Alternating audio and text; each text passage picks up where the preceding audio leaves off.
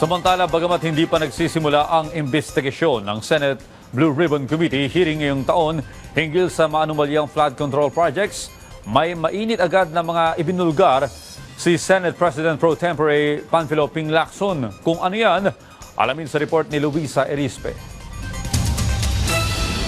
Technically, niloko niya si Pangulo. Hindi technically, niloko niya si Pangulo.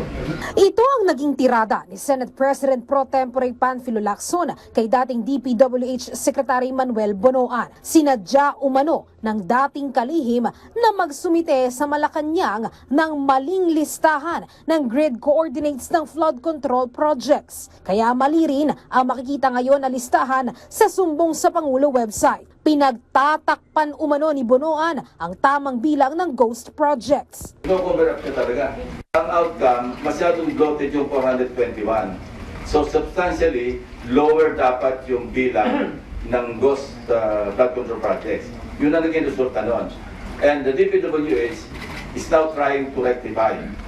Sinusubukan ng ayusin ngayon ng DPWH ang listahan at ang 421 na inisyal na bilang ng ghost project posible pang bumaba.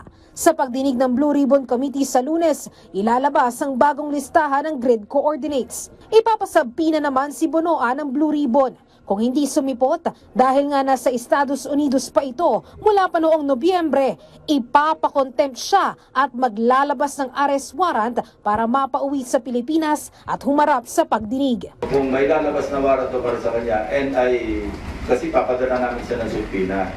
At siyempre, kung hindi siya makakarating, makukontempt siya at pa-issue din namin ng warrant.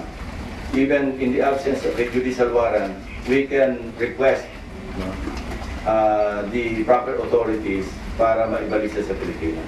Sigurado naman na may pananagutan na sa batas si Bonoan sa mga ginawa niya dahil bukod sa panloloko sa Pangulo, dati nang sinabi ni dating DPWH Undersecretary Roberto Bernardo na tumanggap umano si Bonoan ng 1 billion pesos kickbacks sa ghost projects.